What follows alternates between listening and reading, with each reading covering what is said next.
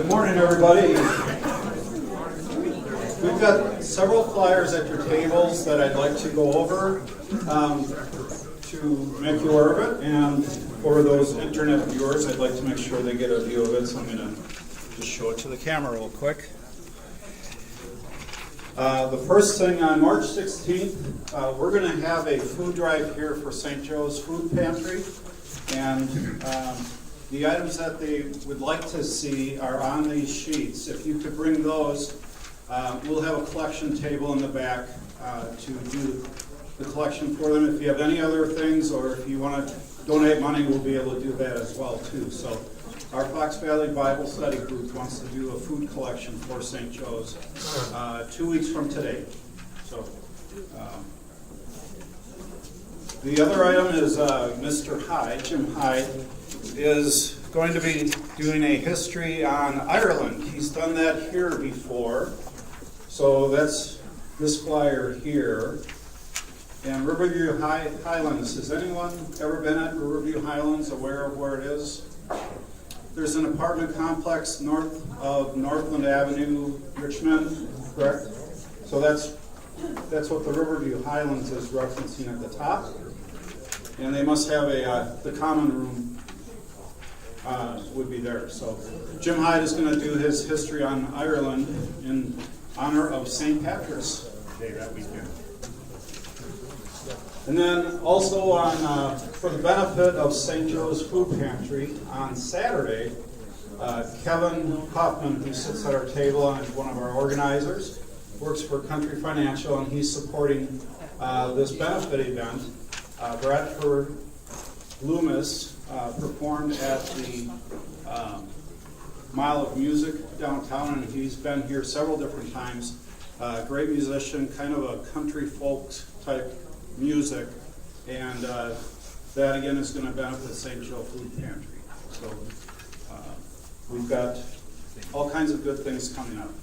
And then let me just show these quickly to the world. And then before Sister comes up to start us off with prayer, I just want to remember a frequent attender, Glenn Arndt. He's a member of St. Bernard Parish, and he's been a long time coming here. I saw his obituary in the paper this week, so let's remember him in our opening prayer. So, Sister?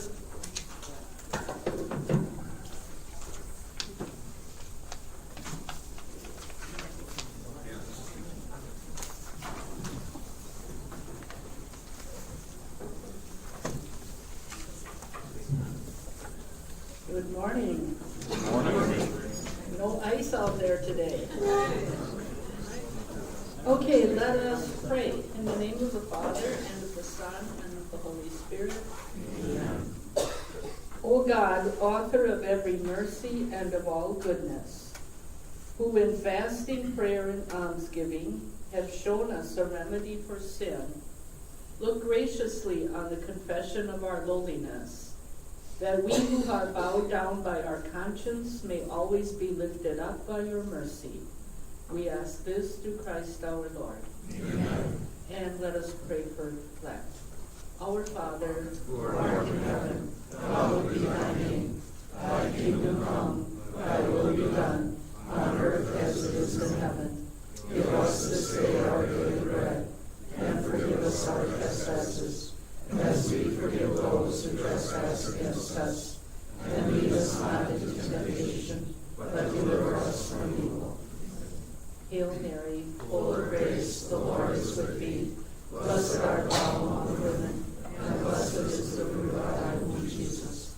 Holy Mary, Mother of God, pray for us sinners, now and at the hour of our death. Amen. Eternal rest grant unto him, O Lord. May he rest in peace. Amen. In the name of the Father, and of the Son, and of the Holy Spirit. Amen.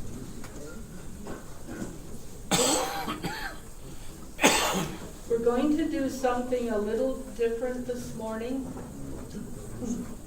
We're going to start with the second reading for Sunday's Gospel, for Sunday's Fast. because I have much to say about it, and it's a very short reading. So if you would find, if you have your Bible, if you would find Paul's first letter to the Corinthians, chapter 1.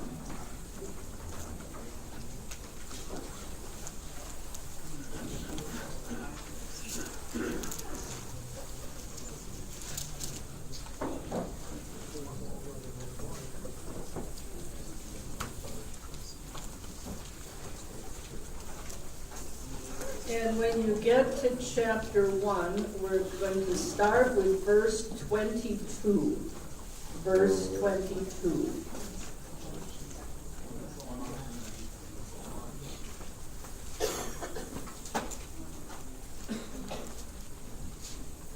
You know, the second readings for this Lenten season are, in a way, are very much alike. They're talking about Jesus' death, resurrection, and how he saved us through his death on a cross, and how that should give us hope. And so in this reading, St. Paul says a little bit more about the cross. Brothers and sisters, Jews demand signs, and Greeks look for wisdom. But we proclaim Christ crucified, a stumbling block to Jews and foolishness to Gentiles. But to those who are called, Jews and Greeks alike, Christ the power of God and the wisdom of God. For the foolishness of God is wiser than human wisdom, and the weakness of God is stronger than human strength. And so the question is, would the cross be a stumbling block to us today? And I think it is. I don't think, when you think of people looking for a Messiah,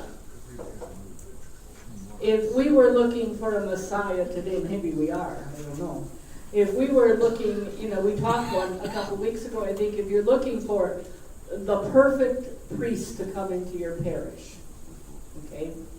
Or you're looking for the perfect president or the perfect governor, what do you expect? That they will be handsome, good-looking, they will be friendly to every single person, they will, and they will be able to solve every problem. Right? Yeah.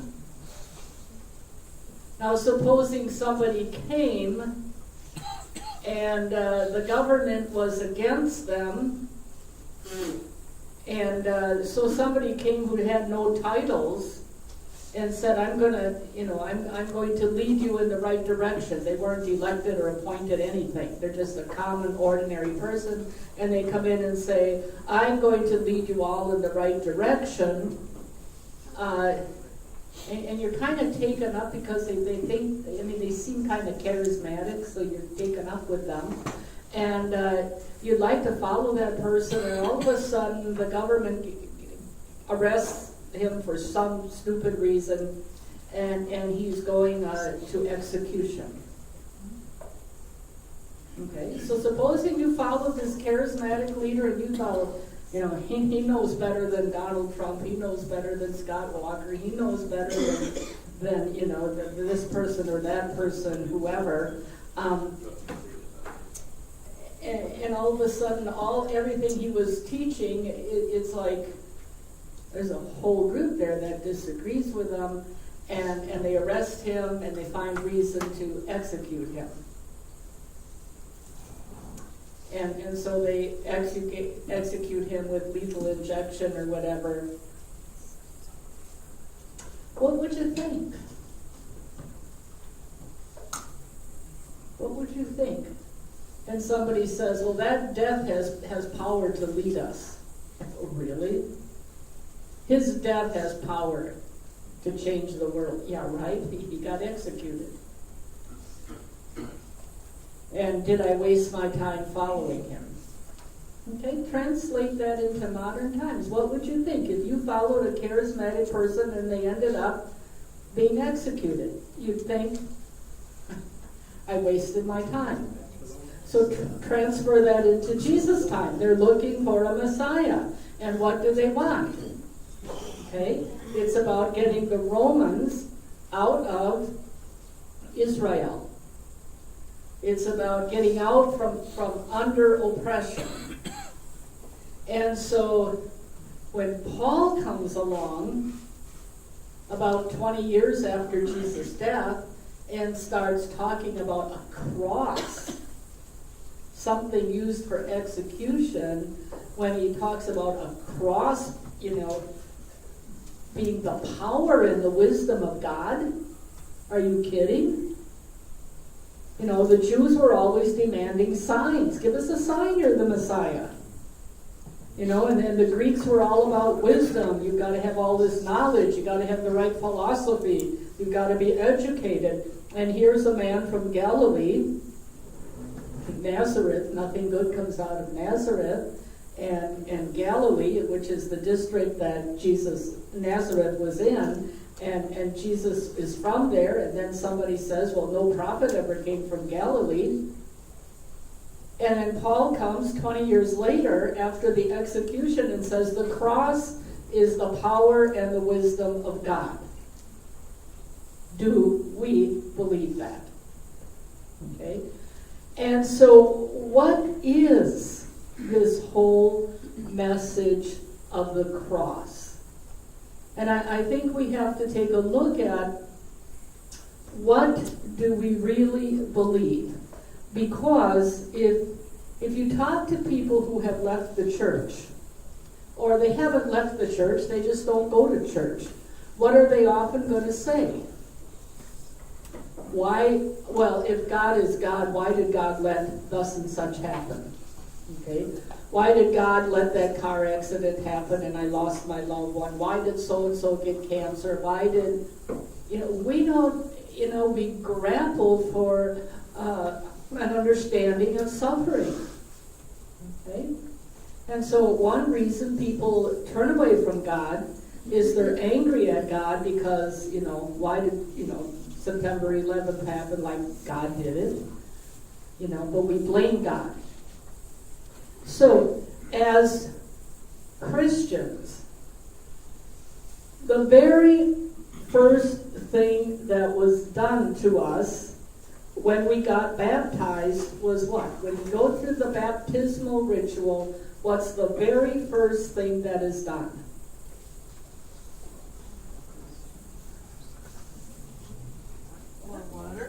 No.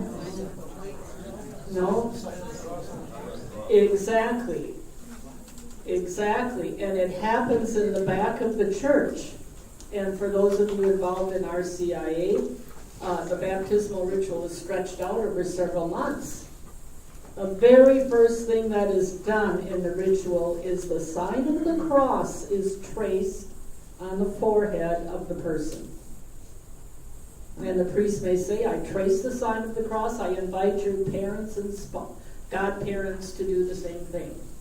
And for those involved in the RCIA, I invite your sponsors and catechists to trace the sign of the cross. And for those coming in through the RCIA, it's not only the forehead that's crossed, but the eyes, the ears, the mouth, the shoulders, the hands, the feet, and finally, the whole body is crossed. So we begin our entrance into the church, into the life of God, with that most important symbol being traced on our bodies. Which means that cross should be at the center of our lives. That cross gives us a vision of life. So I'm going to use the whiteboard this morning. If you were to ask people, what makes the good life today? You know, sometimes you ask people, how are your kids doing? You know, and their children have grown up. You say, how are your kids doing? Oh, my son is, a director of thus and such department, or my daughter is a nurse at, St. Luke's Hospital, or oh, my boy made it to the major leagues, or they've got really 5 good, healthy children, or, usually when people ask, how are your children doing, you tell them what? All these nice, good things, okay? And so if you ask students in high school, what do you want out of life? They'll say a good education, a good job, money. Right? And whether we say it in those words or not, I think in our minds, the things you have to have for a positive kind of life is you've got to have a good education, you've got to have good health,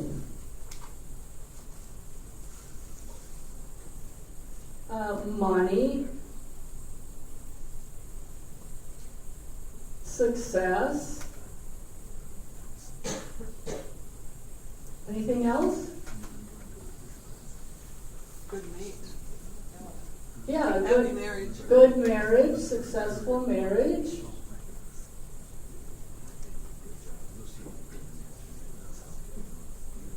Maybe good looks. Watch the commercials, right? You gotta have good looks. And maybe you have lots of friends, you're well known, so you're popular. Anything else? A relationship with Jesus. Possessions. Lots of stuff.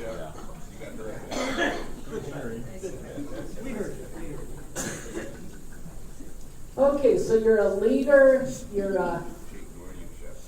you got some authority. Okay. That's how you evaluate your life. This is what I've gotten out of life, or this is what my son or my daughter has done. They've got all of this. I'm so proud of them. Okay? What are the things you don't want to have? Well, you don't want to be sick. You don't want to be poor. You don't want to be a failure.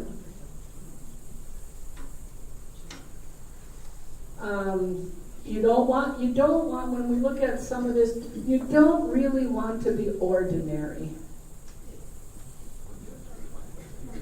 Or maybe unpopular, and I mean that you just don't fit in the crowd, there's something about your personality, people don't like you. You don't want to be a follower, you want to be in command. You don't want to be weak. Isn't that kind of how we evaluate our lives? We want, and we think, the way we judge our lives is, how much of this do you have? And how much of this do you not have? That's the way our society evaluates the good life. Has your life been good? And we know that, we're going to have some of this, but opt for this. If you've got sickness, for heaven's sakes, and get well. Find a better job so you're not poor. Whatever. This is how we judge people and how we judge life itself. And so our society says, avoid this column and strive for all of this. And if it's not working, if you got too much of this, something's wrong. So watch a commercial and buy the right product, and then you will become good looking or popular, or you'll have the possessions, and you got the right car, and all the girls will come after you, that kind of thing. That's what our society says. Avoid the negative, search for the positive, and that's how you judge how successful your life has been. Then if you go into a bookstore and you look at the section with the self-help books, how often the word, either in the title or if you look at the table of contents, the titles of the chapters, how often in that book, in the content of the book, you will see the word wholeness. Wholeness. We're searching for a whole life. WHOLE. We're looking for wholeness. There have been workshops presented on wholeness. Okay, there have been retreats given, wholeness and holiness. But you know what the problem is? We want wholeness, but we're searching for halfness. We want our life to be whole, to be fulfilling, to be complete, but we're searching mightily for halfness and taking this half and throwing it out and saying, that's bad, it doesn't count, my life would be better if I didn't have it. So we strive for wholeness as we're working for halfness. And that's our world. And that's why people turn away from God. And that's why people leave the church, because I've got this. And if there was God, I wouldn't have it. Okay? What the doctrine of the cross teaches us is that there are conditions and situations in life which make us feel laid out flat, dead. There are situations in our lives that happen, and maybe we lost a job, we lost our money, we lost our spouse, we lost the ball game, we lost whatever, and we feel flat out dead. Okay? And we know there are situations that happen in life and we say, I can't go on. Now what do I do? You ever been there? And you say, I just don't know which way to turn. There are situations in life that involve money or people or jobs or whatever that leave us laid out flat. All or some of this. What the doctrine of the cross teaches is that in the midst of that, not before it, not after it, in the midst of what's going on, life is rising. And we call that the paradox of the cross. It's something that shouldn't be. It can't be that in the middle of death, life is rising. Yes. That is the paradox of the cross. And if I believe that in every death-dealing situation, life is rising, I can't chalk off any part of my life and say, it was bad, it shouldn't have happened, I'd be a different person. Okay? In the midst of death-dealing situations, life is rising. You can take any situation in your life when you felt wiped out. There's no future, nothing. It's all black. Do we trust that life is rising in ourselves and in the situation, even though we don't see it? Then that means we can't chalk off any part of life, and we can't say it shouldn't have happened, or I'd be a better person if it didn't happen. And so that cross traced on the forehead at the beginning of our entrance into the life of God and the life of the church, that cross gives us a vision of life that says no matter what happens, it is all, God is working through all of it. Let me give you an example. A year ago in October, I have a twin sister. She's married, lives in Green Bay. A year ago, her husband went into the hospital to have a couple of stents put in his artery. They discovered a problem. He underwent major heart surgery. This was on a Thursday. They discovered a problem, got him ready for major heart surgery. The surgery went well, ended about 8 o'clock in the evening. The next day, everything shut down and he died. Okay? Totally unexpected. Okay? They had been married 45 years and 2 weeks. And my sister was devastated. Okay? One of the things that Patrick had done in his retirement is he was working a lot for Habitat for Humanity. What's that place? Restore. He loved it. He loved it. It was just a whole new thing.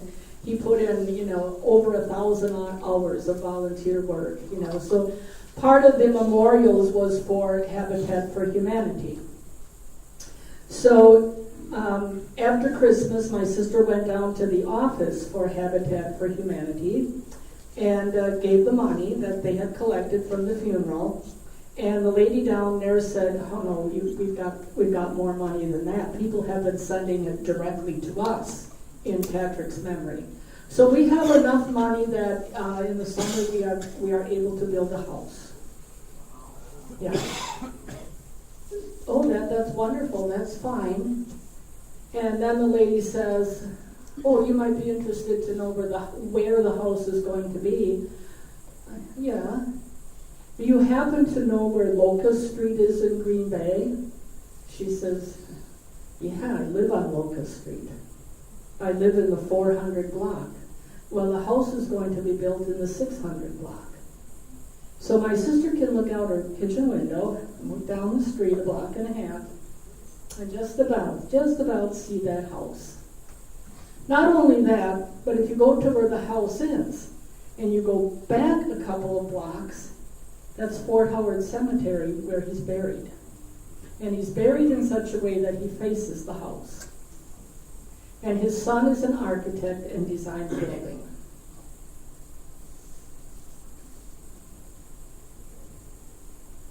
In the midst of death-dealing situations, life is rising. Now that might be a big example. I mean, it was,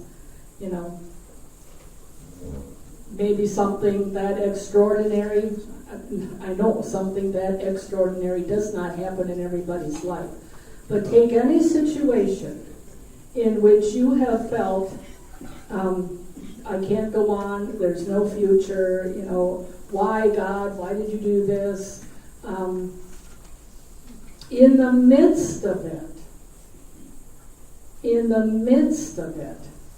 very thick of all the suffering, life is rising. That is the doctrine of the cross. Do we believe it? Do we believe it? A little over 3 years ago, my brother died. He was 10 years younger than I am, This year, the night before Christmas, we're at my sister's house, And his wife is sitting next to me, and the tears come, and she says, "Thank you for keeping me part of your family." In the thick, and she and I were back and forth to St. Luke's in Milwaukee for weeks, but we got very close to each other in the midst of death-dealing situations. Life is rising. Where did life arise in our country on September 11th? Where was the life? And it was rising in our country on that very day. So that's the doctrine of the cross. It's a paradox, which means it shouldn't be that way. It shouldn't be that way, but it is that way. So when Jesus was nailed to a cross and dying, life was rising. The last thing he does is breathe forth his Spirit. And that Spirit gives birth to the whole church. In the midst of his death, he was glorifying God. Life was rising. He breathed forth his Spirit. Do we really believe that? Do we really believe that? Okay. And it was as difficult for people in Jesus' time as it is for us today.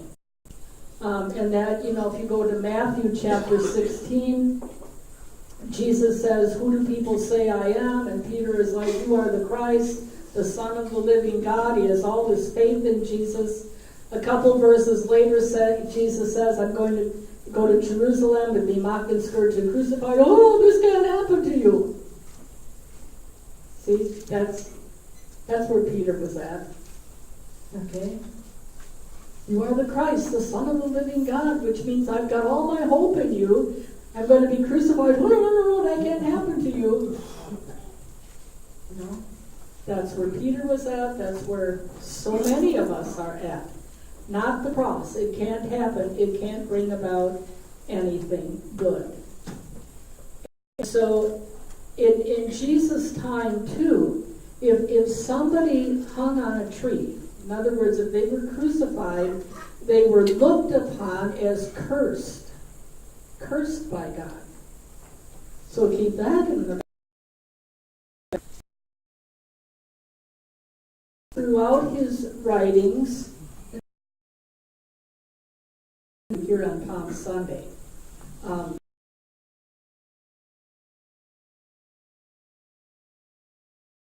this word, but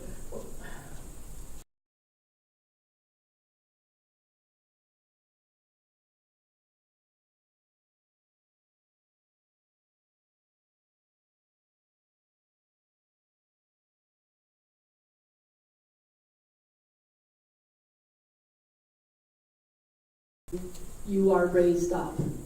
It's the going down into the depths of suffering and death to be raised up. And it